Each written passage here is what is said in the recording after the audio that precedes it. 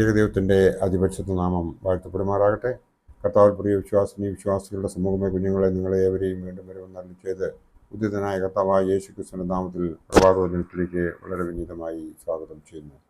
ഇന്ന് ഞാൻ വിഷയമായി കൊണ്ടുവന്നിരിക്കുന്നത് നാലാം സങ്കീർത്തനത്തിൽ പറയുന്നത് ദൈവത്തിൽ സുരക്ഷിതത്വവും ആനന്ദവും പ്രാപിക്കുന്നു എന്നാണ്. വേദപണ്ഡിതന്മാർ പറയുന്നത് ദൈവത്തിൽ സുരക്ഷിതത്വവും ആനന്ദവും ഈ സങ്കീർത്തനത്തിലൂടെ നാം പ്രാപിക്കുന്നു എന്ന് ആണ്. എല്ലാ സഭാ പാരമ്പര്യങ്ങളിലും ശരണ നമസ്കാരങ്ങളിൽ ഉപയോഗിക്കുന്ന ഒരു സങ്കീർത്തനമാണ് ഇത്. ഓർത്തഡോക്സ് സഭകളിൽ വലിയ നോമ്പിലെ സൂത്താര നമസ്കാരത്തിൽ ഇത് നിർബന്ധമാണ്. ശരണ നമസ്കാരത്തിന് ഇത് അനുയോജ്യമാകുന്നത് കിടക്കമേൽ ഹൃദയത്തിൽ ധ്യാനിച്ച് മൗനമായിരിപ്പീൻ വാക്യം 4, ഞാൻ സമാധാനത്തോടെ കിടന്നുറങ്ങും വാക്യം 8 എന്നീ പ്രസ്താവനകളാണ്. ഇതിൻ്റെ ഭാഷാന്തരങ്ങളിൽ വ്യത്യസ്ത രൂപങ്ങൾ പ്രത്യക്ഷപ്പെടുന്നു എന്നത് ഒരു പ്രത്യേകതയാണ്. മലയാളത്തിൽ രൂപഭേദങ്ങൾ കാണുന്നത് പോലെ ഇംഗ്ലീഷിലും കാണാം. കാരണം മൂലഭാഷയായ ഹീബ്രുവിൽ നിന്ന് ചില വ്യത്യാസങ്ങൾ ഗ്രീക്ക് പരിഭാഷകൾ, അതായത് സെപ്റ്റുവജിന്റിൽ കടന്നുകൂടിയതാണ്. 3 ഭാഗമായി ഈ സങ്കീർത്തനത്തെ നമുക്ക് തിരിക്കാം. വാക്യം 1 ദൈവത്തോടുള്ള അപേക്ഷ, വാക്യം 2 മുതൽ 5 വരെയുള്ളത് എതിരാളികളോടുള്ള വാക്കുകൾ, 6 മുതൽ 8 വരെയുള്ള വാക്യങ്ങളിൽ ദൈവത്തിൽ ആശ്രയം അർപ്പിക്കുന്നതിലുള്ള സന്തോഷം ആണ് നാം ഇവിടെ കാണുന്നത്. അപേക്ഷ എന്നാൽ എന്താണ്? ഞാൻ വിളിക്കുമ്പോൾ ഉത്തരമറിയണമേ. ഏലിയാവിൻ്റെ പ്രാർത്ഥന എന്തായിരുന്നു? യഹോവേ, എന്നോട് ഉത്തരമറിയണമേ. 1 രാജാക്കന്മാർ 18:37 ഇത് പറയുന്നു. ഈ അപേക്ഷ സുറിയാനി സഭയുടെ വിശുദ്ധ കുർബാനയിൽ പട്ടക്കാരൻ പരിശുദ്ധാത്മാവിൻ്റെ ആവാസത്തിനു വേണ്ടി ഉള്ള പ്രാർത്ഥനയ്ക്ക് മുമ്പ് ചൊല്ലുന്നതായി നമുക്ക് കാണുവാൻ സാധിക്കും. യേശുക്രിസ്തുവിൻ്റെ വാഗ്ദാനം, വിളിപ്പീൻ, ഞാൻ നിങ്ങൾക്ക് ഉത്തരമരുളും എന്ന് ആണ് അവിടെ പറഞ്ഞിരിക്കുന്നത്. പഴയ കാലാനുഭവങ്ങളിൽ ആ അനുഭവത്തിൻ്റെ ഉറപ്പിൽ വീണ്ടും പ്രാർത്ഥിക്കുന്നു, എന്നോട് കൃപ തോന്നി എൻ്റെ പ്രാർത്ഥന കേൾക്കണമേ. വാക്യം 2 മുതൽ 5 വരെയുള്ളതിൽ ഇപ്രകാരം കാണുന്നു. എതിരാളികളോടുള്ള വാക്കുകൾ. ആരായിരിക്കാം എതിരാളികൾ? സാധാരണക്കാരല്ല, സ്ഥാനവും പദവിയുമുള്ളവരാണ്. അവർ രാജാവിൻ്റെ സ്ഥാനത്തിനും അധികാരത്തിനും അപമാനം വരുത്തുവാൻ ശ്രമിച്ചിരിക്കണം എന്ന് നമുക്ക് ഈ വേദഭാഗത്തു നിന്നും മനസ്സിലാകും. ദൈവത്തിനായി നാം വേർതിരിക്കപ്പെട്ടവരാണ്. അവിടുത്തെ സ്വന്തമാക്കി തീർക്കുവാൻ നമ്മെ മുദ്ര കുത്തിയിരിക്കുന്നു.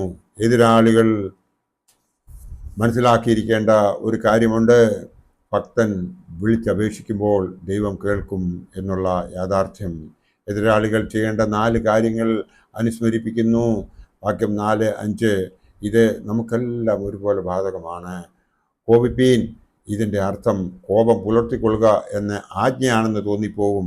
അത് ശരിയല്ല എന്ന് ചിന്തിച്ച് കോപിച്ചാലും പാപം ചെയ്യരുത് എന്ന വ്യത്യസ്തപ്പെടുത്തിയിട്ടുണ്ട്.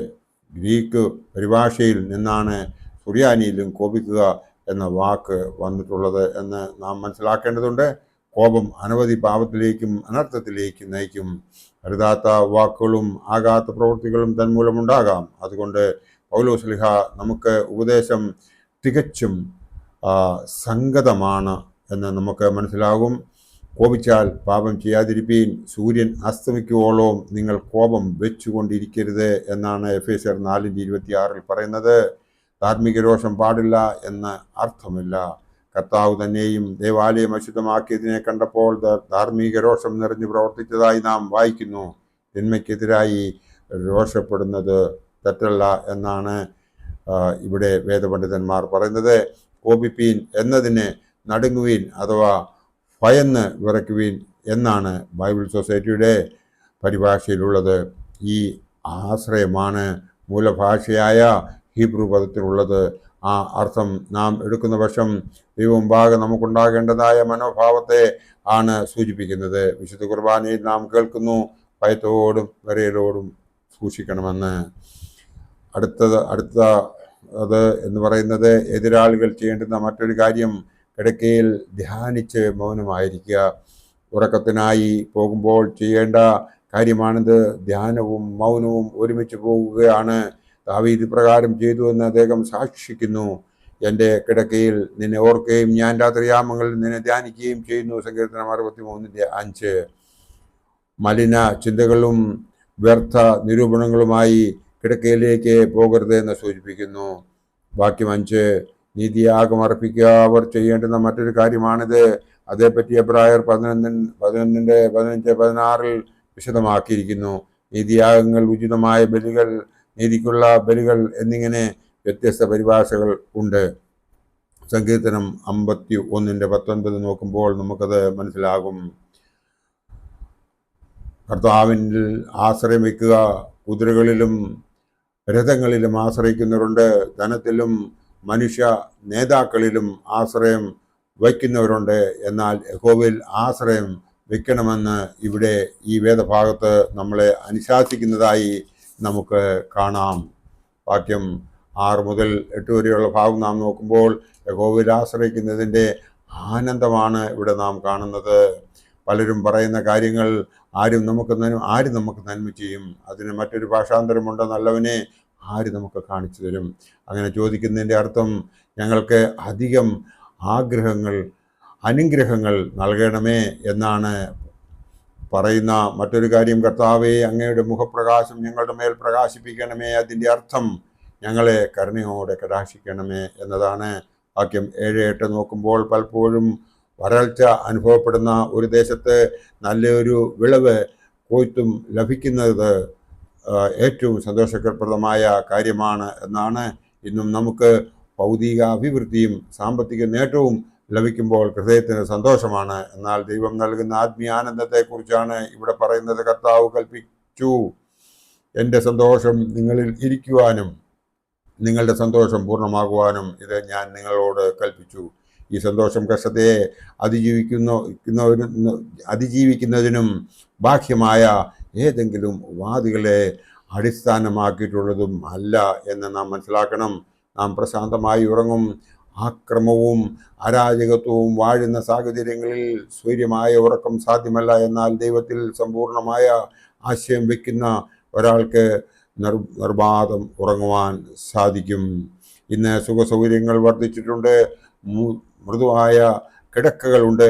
എങ്കിലും സുഖനിദ്ര പലർക്കും അപ്രാപ്യമാണ്. മാനസിക സംഘർഷം അതിന് കാരണമാകുന്നു. ദൈവത്തിലുള്ള വിശ്വാസവും ആശ്രയബോധവും ഉണ്ടെങ്കിലേ സുഖമായ നിദ്ര സാധ്യമാകൂ. ജീവിതം നിർഭയമാകണമെങ്കിൽ വിശ്വാസം ആവശ്യമാണ്. ഈ 4-ാം സങ്കീർത്തനത്തിൻ്റെ സന്ദേശം നമുക്ക് തരുന്നത് എന്തെന്ന് ചോദിച്ചാൽ, ഞെരുക്കവും ക്ലേശവും ഉണ്ടാകുമ്പോൾ കരണീയമെന്തെന്ന് സങ്കീർത്തനക്കാരൻ വെളിപ്പെടുത്തുകയാണ്. വിശ്വാസപൂർവ്വം ദൈവത്തെ വിളിച്ചപേക്ഷിക്കുക. നമുക്കെതിരെ ശത്രുക്കൾ എഴുന്നേറ്റു എന്ന് വരാം. എപ്പോഴും ദൈവത്തിൽ ആശ്രയിക്കുന്നവർക്ക് ദൈവസ്നേഹം അനുഭവപ്പെടും. അത് മറ്റുള്ളവർക്ക് ബോധ്യമാവുകയും ചെയ്യും. പാപത്തിനുള്ള ആസക്തി നമ്മിൽ കൂടിക്കൊള്ളുന്നു. അതുകൊണ്ട് ജാഗ്രത പാലിച്ചേ മതിയാവൂ. ഹൃദയ നിരൂപണങ്ങൾക്ക് സൂക്ഷ്മത പാലിക്കണം. കിടക്കമേൽ നാം വിശ്രമിക്കുമ്പോൾ ഉത്തമ ചിന്തകൾ മാത്രം അനുവദിക്കുക. ഉചിതമായ ബലികൾ അഥവാ നീതിയാഗങ്ങൾ എന്നുള്ളത് പലതരത്തിലുള്ള ആത്മീയ യാഗങ്ങളെ കുറിക്കുന്നു. നമ്മുടെ ശരീരാത്മാ മനസ്സുകൾ യാഗമായി അർപ്പിക്കാം.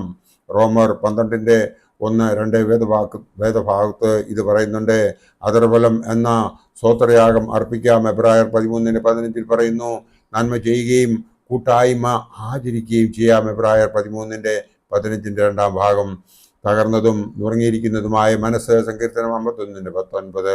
ഭൗതിക സമൃദ്ധിയിൽ ഉണ്ടാകുന്ന സന്തോഷം വേഗത്തിൽ അസ്തമിക്കുന്നതാണ്. എന്നാൽ നാം ദൈവത്തെ പ്രാപിക്കുമ്പോൾ ലഭിക്കുന്ന ആനന്ദം ശാശ്വതമാണ്.